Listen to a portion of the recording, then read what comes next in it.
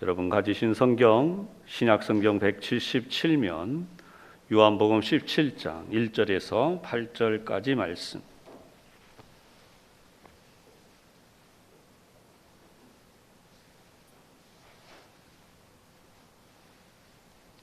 한 절씩 서로 교독하도록 하겠습니다.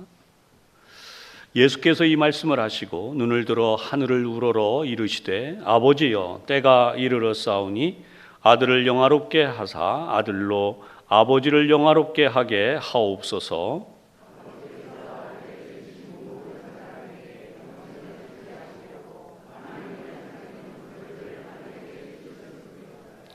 영생은 곧 유일하신 참 하나님과 그가 보내신 자 예수 그리스도를 아는 것이니이다.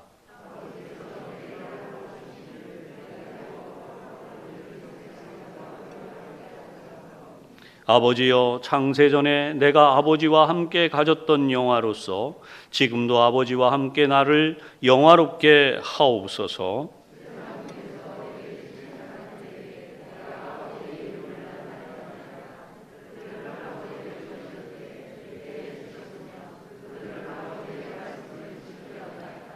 지금 그들은 아버지께서 내게 주신 것이 다 아버지로부터 온 것인 줄 알았나이다.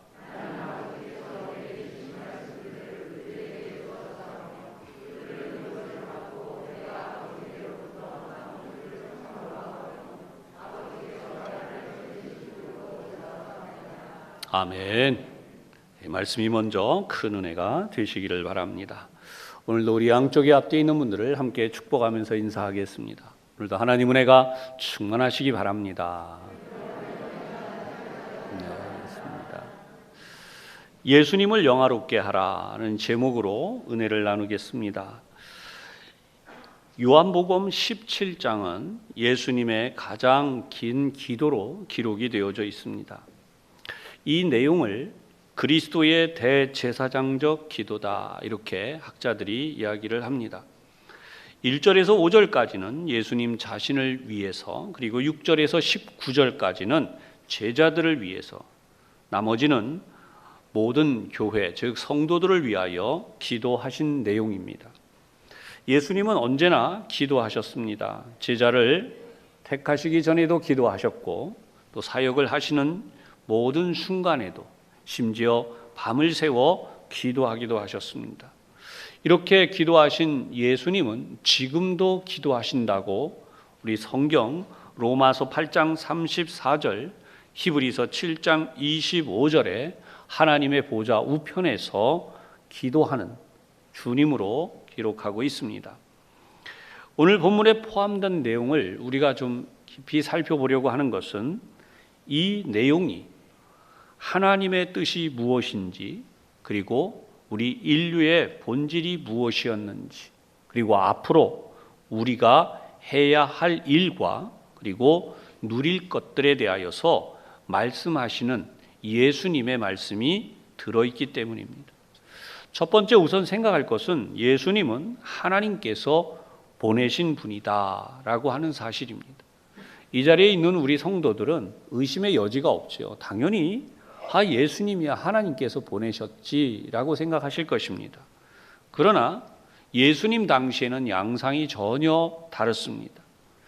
왜냐하면 예수님께서 체포되시고 십자가에 달려 죽으셨던 죄목이 신성모독이에요. 즉 예수님이 내가 하나님의 아들이다 라고 하는 그 죄목 때문에 십자가에 달려 죽으신 것이죠. 그래서 오늘 8절의 말씀부터 먼저 보면 나는 아버지께서 내게 주신 말씀들을 그들에게 주었사오며 그들은 이것을 받고 내가 아버지께로부터 나온 줄을 참으로 아오며 아버지께서 나를 보내신 줄도 믿었사옵나이다. 이렇게 기도하셨는데 이 내용을 보면 우선 아버지께로부터 왔다고 하는 것에 대하여서 두 번이나 반복적으로 강조를 하고 있어요. 내가 아버지께로부터 나온 줄을 참으로 알았다. 그리고 아버지께서 나를 보내신 줄도 알았다라고 두 번이나 반복하고 있는 것이죠. 유대인들에게 있어서 이것은 매우 중요합니다. 왜냐하면 세 가지 내용이 있는데요. 하나는 메시아 대망 사상, 그리고 또 하나는 현실적 삶의 구제가 이루어져야 하는 것, 그리고 예언의 실현이라고 하는 이 세 가지 내용이 있습니다. 우선 메시아 대망 사상이 무엇인가? 이스라엘 민족이 바벨론의 포로로 끌려가고 난 뒤에 그때부터 그들의 마음속에는 하나님의 말씀에 대한, 하나님이 우리에게 구원자를 보내시겠다고 한 그 메시아 사상에 대한 마음이 간절해졌고, 그들이 포로에서 귀환한 뒤에도 계속해서 그들의 마음속에는 진정 우리를 해방시켜 주시고 자유롭게 하실 바로 그 메시아는 언제 오실까라는 메시아 대망 사상이 대단히 확장되고 팽배해져 갔어요. 그 이유가 무엇인가?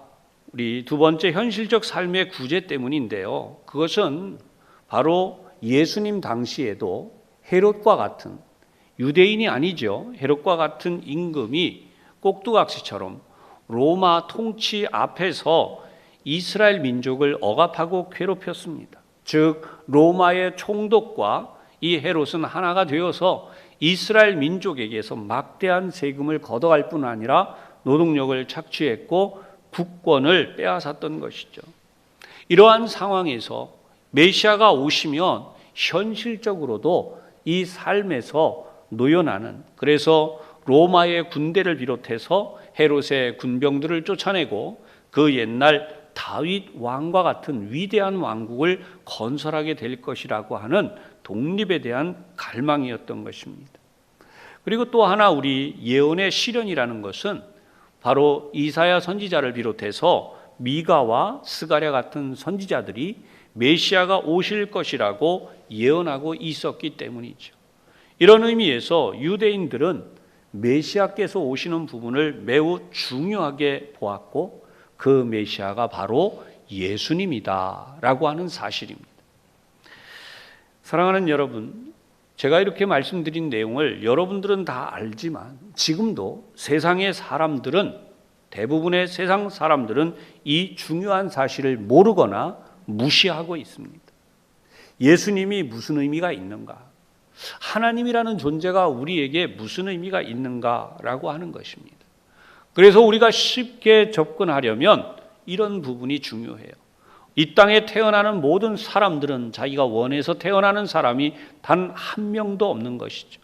모든 사람들은 자기가 알지 못하는 사이에 태어났고, 태어나서 살면서 보니까 우리는 생로병사라고 하는 과정을 겪게 되어 있다는 것이에요. 싫든지 좋든지 우리는 늙어가야 되고 병들고 죽는 그 마지막을 맞이하는데, 대부분의 사람들이 죽으면 마지막이고 끝이라고 생각하는 것이죠. 이렇게 가는 것이 자연스럽다고 생각을 하고, 어떤 이들은 자기 마음을 잘 다스리면서 어느 종교에서 가르치는 것처럼 자기 수양을 잘하며 인생을 마무리하려고 애를 쓰는 것입니다.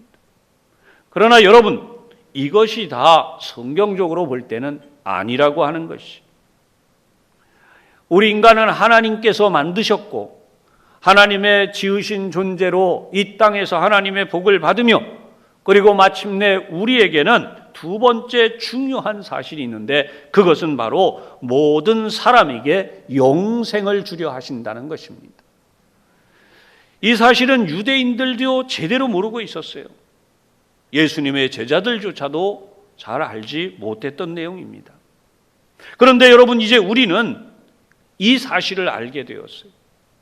예수님의 제자들은 이 사실을 알게 된 이후 땅끝까지 나가 이 사실을 전하라는 주님의 명령에 순종하는 바로 그런 사명을 맡게 되었고, 오늘 저와 여러분을 비롯한 예수를 믿는 우리들은 예수님을 믿게 되어서 우리는 이 땅에서도 하나님의 자녀로 살고 복을 받을 뿐만 아니라 영원한 천국, 하나님의 나라에 들어가는 영생의 복을 받았다라고 하는 것을 우리도 믿을 뿐 아니라 나아가서 전파하는 사명을 또한 받은 것이죠.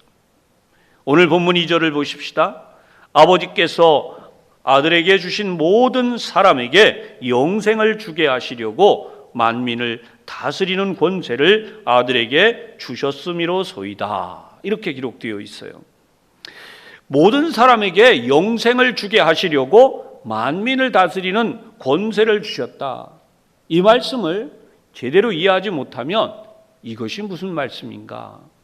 아니, 그럼 결국은 하나님의 아들이라고 하고 예수라고 우리를 와서 그 권력으로 다스리겠다는 것 아니냐?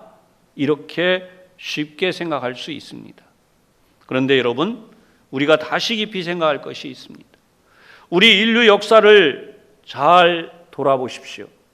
인류 역사상 정말 좋은 세상이 언제였습니까?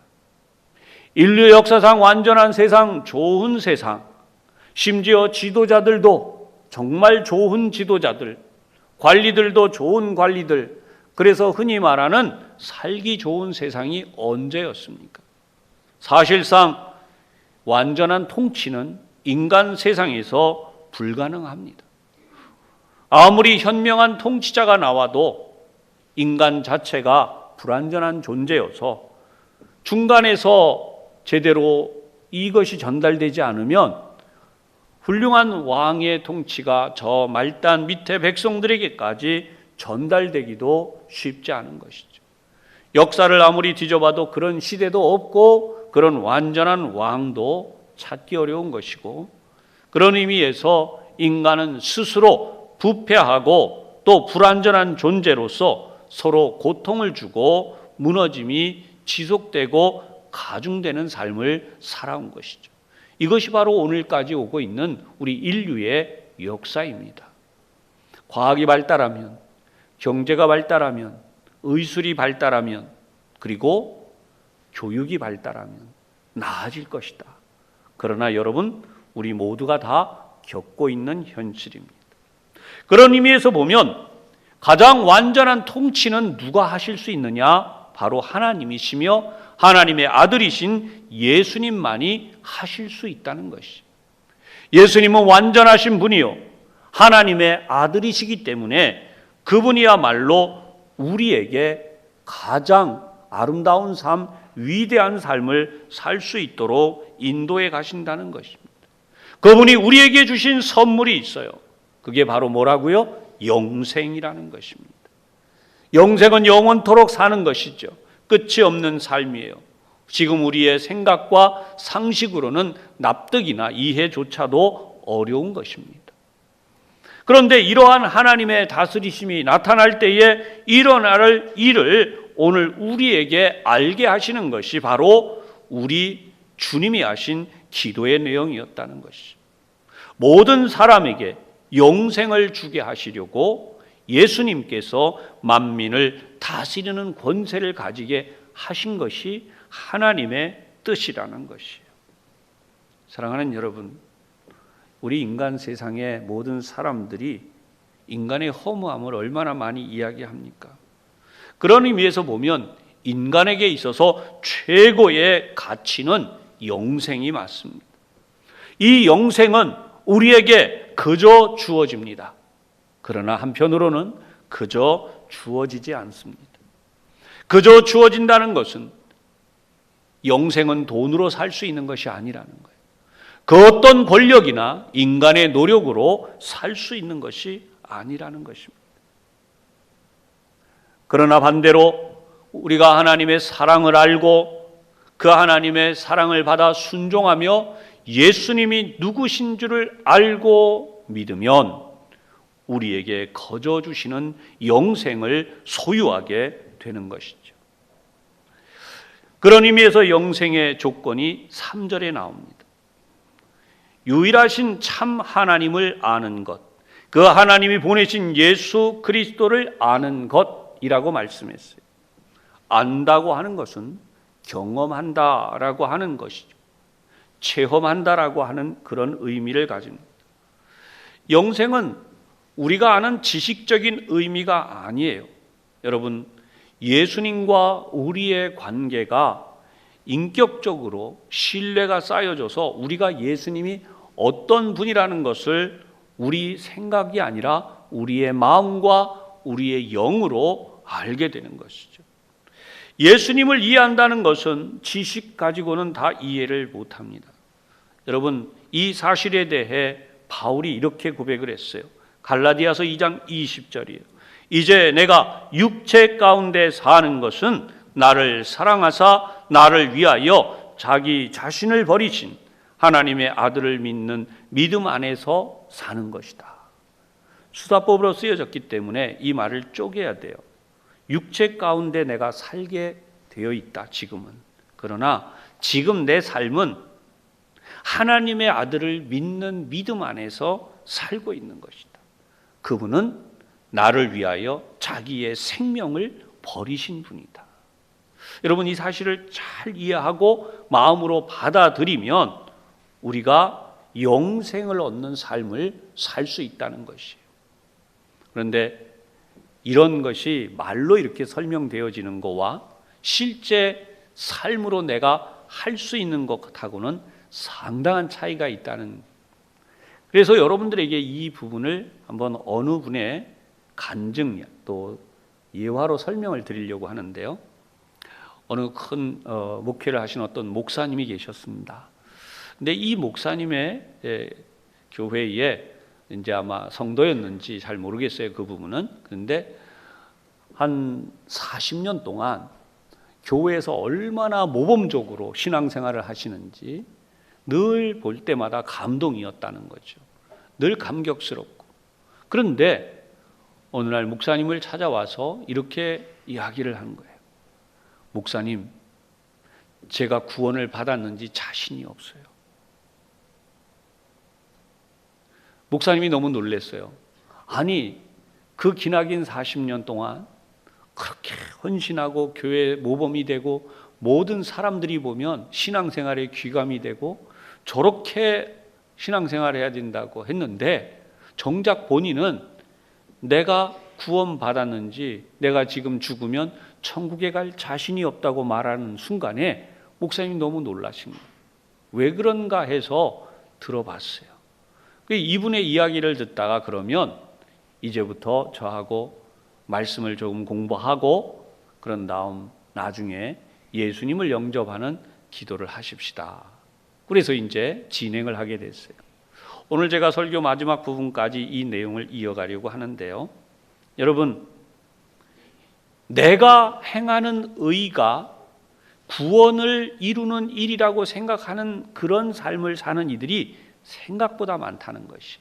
즉, 예수는 안 믿어도 교회 밖에도 훌륭한 인격을 가지고 봉사도 잘하시고 삶도 굉장히 건강하고 아주 멋있는 그런 삶을 사는 분들이 많다는 것이에요. 그러면 구원받은 것인가? 여러분, 세상의 사람들은 그 사람들을 향해 그것이 구원받는 길이 아니라고 말하면 상당히 불쾌해합니다. 그러면 예수 믿는 우리는 어떻습니까?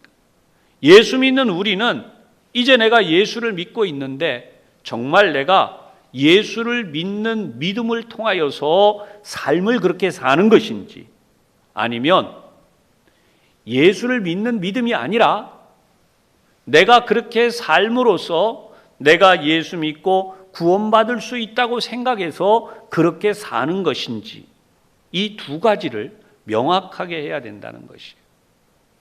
다시 말씀드립니다. 내가 열심히 교회 다니고 신앙생활하고 예수 믿고 당연히 해야죠. 그런데 그것이 그렇게 함으로써 내가 구원받을 수 있다라고 믿어서 하는 신앙이냐, 아니면 예수님이 나를 구원해 주셨다고 하는 것을 믿음으로 교회에 와서 열심히 믿음 생활하고 신앙생활을 하는 것이냐. 이해가 되시죠? 마지막 세 번째 부분으로 이 부분을 함께 확실하게 이해를 하겠습니다. 어떻게 하는 것이 예수님을 영화롭게 하는 것인가? 어떻게 하는 것이 예수님의 그 이름을 또는 예수님을 영화롭게 하는 것인가? 사랑하는 여러분, 이 부분에 대해서 제가 한번 또 하나의 예를 들어보겠습니다. 여러분들이 사랑하는 자녀들에게 가방을 사줬어요. 그랬더니 와, 가방이 너무 좋다고. 그래서 그 가방을 가지고 나가더니 눈이 쌓여 있고 얼음이 있는 데가 아주 이것을 썰매처럼 타는 거예요. 여러분, 가방의 목적이 뭐죠? 책을 가지고 넣어갖고 다니면서 열심히 공부하는 데 쓰는 거예요. 그걸 가지고 신나게 놀고 즐기고 얼음지치기를 하고, 그리고 그 다 헤어질 정도로 놀더니 나중에 와서 뭐라 그러냐? 가방 좋은 거 사주셔서 너무 감사합니다. 너무 행복했다고 그렇게 이야기를 하는 거예요. 맞습니까? 어느 날 신발을 사줬어요. 옷을 사준 예부터 먼저 한번 해봅시다. 좋은 옷을 사줬습니다. 그랬더니 이 옷을 입지 않고 자기가 원하는 대로 이리저리 찢어가지고 자기 원하는 모양을 만들어갖고 입지는 않고 딴짓을 했어요. 그리고 좋은 옷을 사주셔서 감사하다고 하는 거예요. 신발을 사줬더니 신발을 발에다 신어야 되는데 따뜻하게 겨울에 그렇게 안 하고 귀에다 자꾸 걸겠다고 신발을 걸어보는 거예요. 그러더니 불평합니다. 왜 신발이 귀에 이렇게 안 걸리냐고.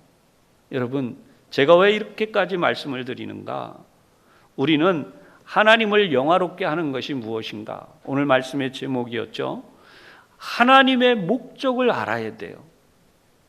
예수님께서 이 세상에 오신 것은 하나님의 목적에 따라 오신 거예요. 예수님이 오신 목적과 예수님이 하신 그 일을 아는 것이 바로 하나님을 영화롭게 하고 예수님을 영화롭게 하는 것이라는 거예요. 예수님을 확실하게 나를 다스리는 분으로 받아들이고 모셔드릴 수 있는가라고 하는 것입니다. 평면적으로는 그럴 수 있다 그래요. 그런데 여러분, 아까 말씀드린 그분은 40년 동안 교회에서 열심히 봉사했는데 왜 그분은 확실하게 예수님이 나를 다스리시는 분으로 느끼지 못했을까요? 여러분, 예수님은 언제든지 나와 더불어 계시고 나에게 말씀하시는 분인데 우리가 굉장히 내 중심적으로 편리하게 하나님의 뜻을 바꿔버릴 때가 있다는 거예요. 가방을 썰매로 이용한다든지, 옷을 찢어서 다른 용도로 쓴다든지, 신발을 줬는데 발에 신지 않고 귀에다 걸려는 것처럼 내가 하나님의 뜻을 내 마음대로 바꾸려고 하는 일들이 너무나 많이 있다는 것이에요.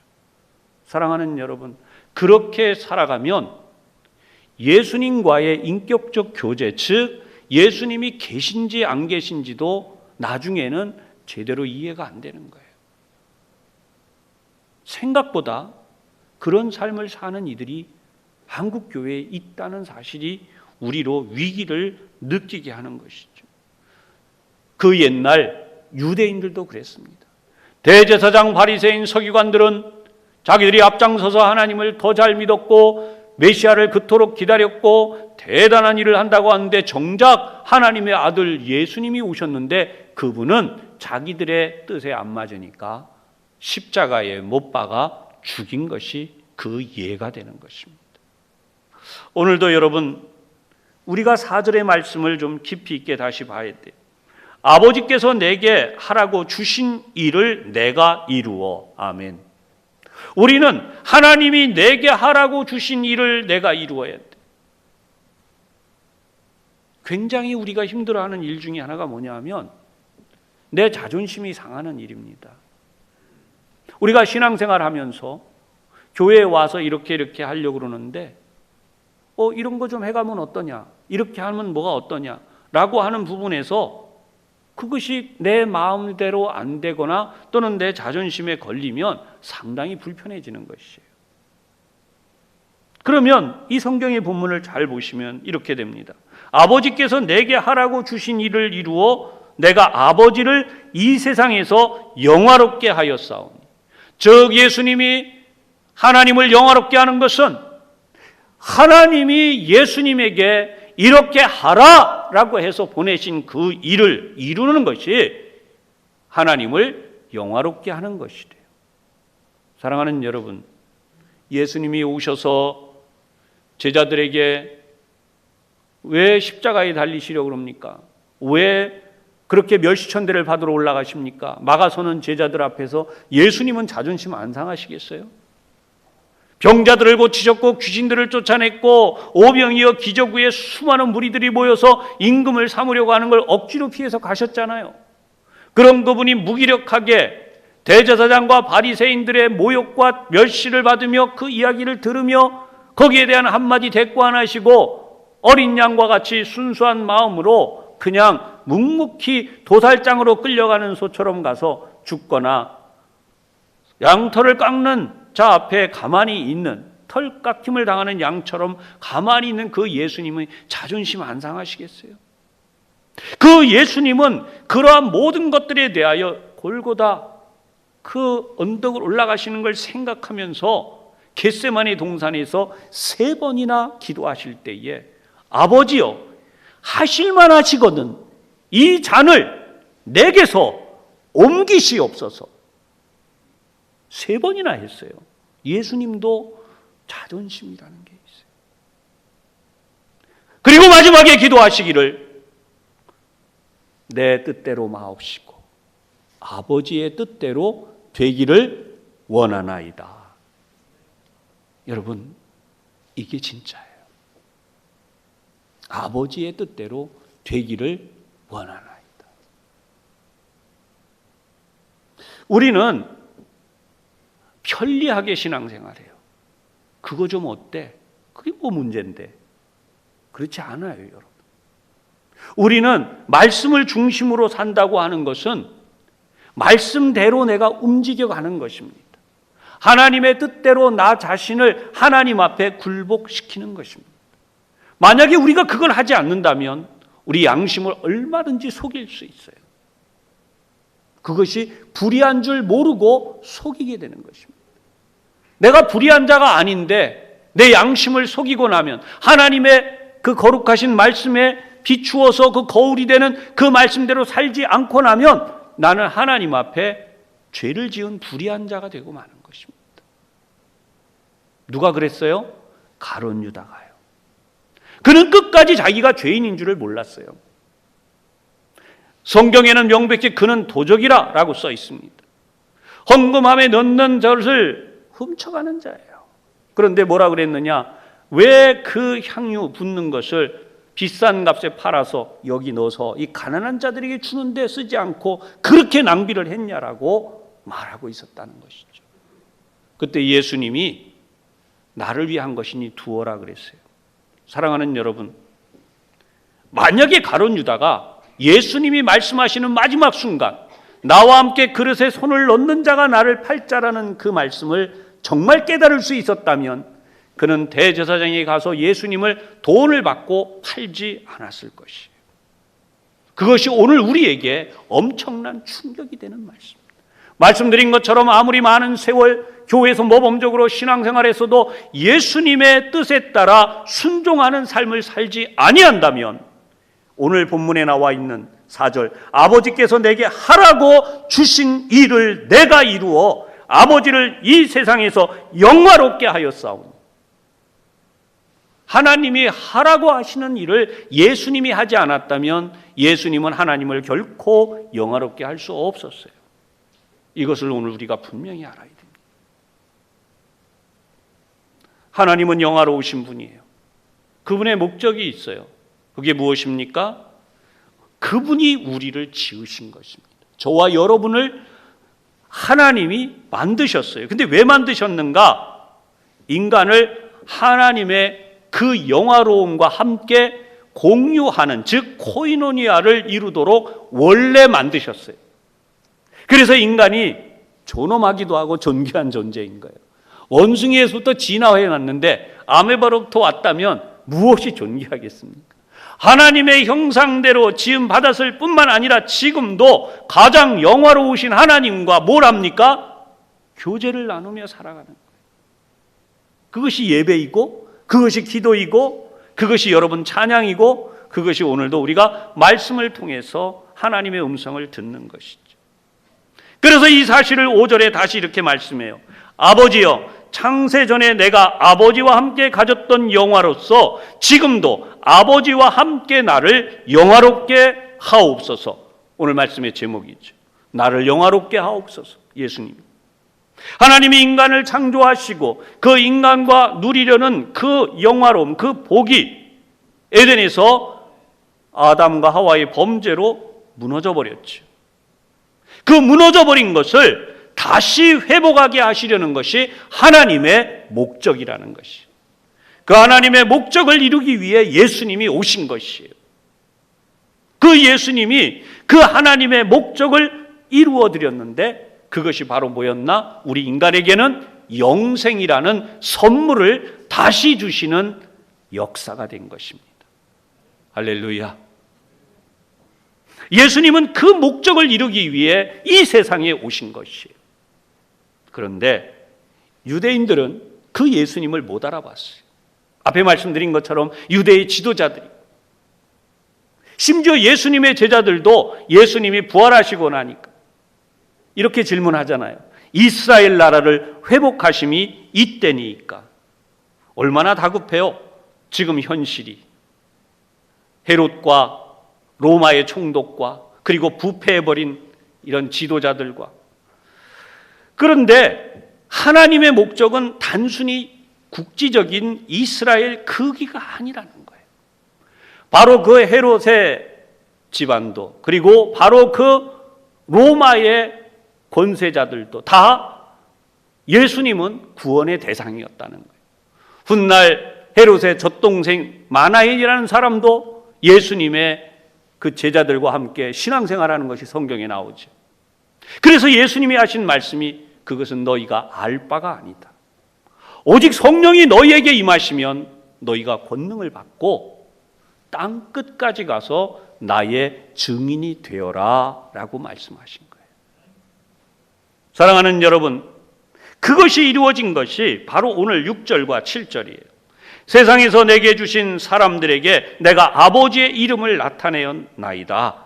그들은 아버지의 것이었는데, 원래 태초에 지은 존재잖아요. 하나님이 인간을 만드셨잖아요. 그런 존재의 약속 속에 다 있었다는 거예요.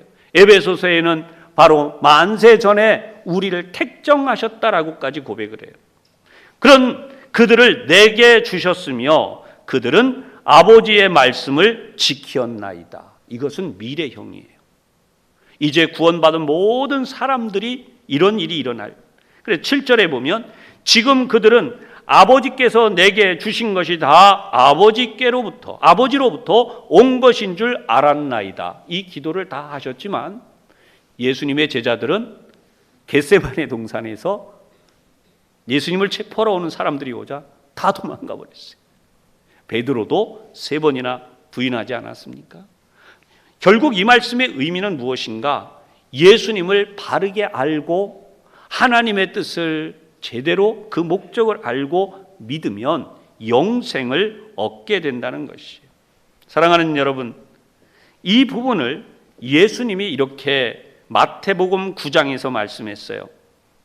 주님의 마음을 모르는 사람들이 예수님을 비방합니다. 왜 그랬나? 마태라고 하는 이 세리를 데려다가 예수님이 제자를 삼으시니까 많은 이러한 사람들이 모여서 식사를 할 때 예수님을 초대를 했어요. 예수님이 그들과 함께 식사를 하고 있자 세리와 죄인들과 식사한다고 유대인의 지도자들이 비난하고 비방을 했습니다. 그럴 때 예수님이 마태복음 9장 12절에 이렇게 말씀했어요. 예수께서 들으시고 이르시되 건강한 자에게는 의사가 쓸데없고 병든 자에게라야 쓸데있느니라. 이해되시죠? 병들어야 의사가 필요하지 건강한데 의사가 무슨 필요가 있습니까? 그래서 예수님은 13절로 넘어가면서 호세아 6장 6절의 내용을 인용하세요. 너희는 가서 내가 긍휼을 원하고 제사를 원하지 아니하노라. 이게 호세아 6장 6절입니다.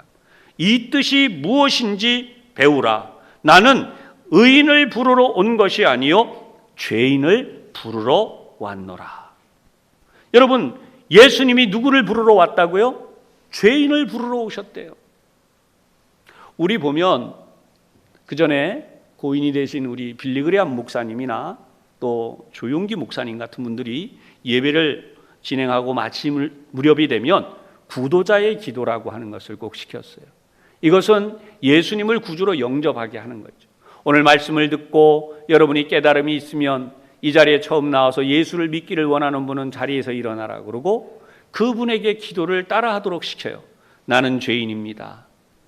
내가 죄인이라는 걸 깨달았다는 거죠. 그죠? 내가 죄인입니다. 나는 예수님을 나의 구세주로 모셔드리기를 원합니다. 이제부터 나의 인생의 주인이 되어 주십시오. 내가 하나님의 자녀가 되었음을 감사드립니다. 이게 구도자의 기도예요. 그런데 여러분, 아까 말씀드린 40년 동안 그렇게 열심히 신앙생활했던 분이 어디에서 무릎을 꿇게 된 건가? 내가 죄인이라는 걸 비로소 알게 된 거예요. 그러니까 나 같은 죄인이 천국에 들어갈 수 있겠는가를 알게 된 것이죠. 여러분, 이게 은혜예요. 깨달아지는 것이 진짜 은혜입니다. 할렐루야. 내가 죄인임을 알면 구원받을 수 있는 것이에요. 내가 죄인임을 모른다면 구원의 길에서 먼 거죠. 가룟 유다 같이, 유대의 지도자들 같이. 그런데 내가 죄인임을 알고 난 이분이 목사님에게 내가 어떻게 해야 되느냐 그래서 바로 지금 말씀드린 것처럼 성경을 다 공부한 다음 이 말씀이죠. 내가 의인을 부르러 온 것이 아니고 죄인을 부르러 왔노라. 그러니 예수님에게 나를 받아주시라고 기도하십시다. 그 기도를 통하여서 이분이 그 순간에 너무나 큰 평화를 누리기 시작합니다. 여태까지 느껴본 적이 없는 평화, 진정한 행복을 느끼기 시작한 거예요. 그래서 누가 시키지 않아도 더 열심히 교회 봉사하시고 더 열심히 하나님 앞에 믿음으로 헌신하시고, 할렐루야. 여러분, 이것이 바로 우리의 진정한 신앙생활이라는 것이죠. 우리의 날마다 드리는 예배가 짐이 될 수 없습니다. 여러분들이 날마다 하는 기도가 의무가 되어서도 안 됩니다. 여러분들이 살아가고 있는 모든 일상의 삶이 버겁고 힘겨워서는 안 된다는 것이죠. 너무나 기쁘고 너무나 행복하고 나를 사랑하신 예수님, 나를 위하여 십자가를 지시고 죽으신 그 예수님을 생각하면 내가 어떻게 이렇게 안 할 수가 있겠어요? 할렐루야. 그것 때문에 교회 나오는 것이 즐겁고 예배하는 것이 즐겁고 전도하는 것이 행복하고 다른 이들을 섬기는 것이 너무나 나에게 기쁨이 되는 일은 바로 그것이 바로 하나님을 영화롭게 하는 것이고 예수님을 영화롭게 하는 일이 되는 것이죠. 예수님이 나를 구원하신 것에 대하여 아직도 잘 모르는 분이 있다면 여러분 다시 한번 성경의 말씀들을 천천히 묵상하고 읽어보시기를 바랍니다. 예수님의 책망은 단지 그들이 미워서 또는 어떤 사람들처럼 질투와 시기로 그런 게 아니에요. 예수님이 책망하신 것은 사랑이에요. 예수님이 부르신 것도 사랑이지만 책망도 사랑이에요. 예수님이 오늘도 우리에게 하시는 모든 것은 하나님의 사랑이 드러나는 일이기 때문에 우리의 예배가 날마다 하나님의 사랑이 느껴지고 여러분들이 하나님의 말씀을 대할 때마다 하나님이 나를 얼마나 귀하게 여기시는지가 느껴지고 그런다면 여러분 누가 무슨 말을 하든지 우리는 성도로 살아가는 일을 위하여 우리의 목숨을 초대교회 성도들처럼 예수님의 제자들처럼 나중에는 다 그 길을 갔잖아요. 우리 그 길 가게 되는 것이죠. 코로나로 인하여 힘들다. 지금 현실에 이런저런 문제들이 있다. 그러나 여러분 오늘 우리가 하나님의 목적을 잘 알고 주님의 마음을 제대로 알게 되면 우리는 이것이 하나도 짐이 되거나 문제가 되지 않아요. 오히려 영생을 선물로 받은 것에 대한 감격으로 우리는 더 멋지고 더 아름답고 더 행복하게 이 한 해를 살아갈 수 있는 것이죠. 하나님의 이 역사가 오늘 예배드리시는 여러분들에게 그대로 이루어지시기를 주님의 이름으로 축원합니다. 기도하겠습니다. 하나님 아버지, 오늘도 저희들에게 주신 이 귀한 은혜를 기억하고 다시 믿음으로 나아가려고 합니다. 저희들을 우리 하나님의 그 크신 은혜로 인도하여 주옵소서. 예수님 이름으로 기도하옵나이다. 아멘.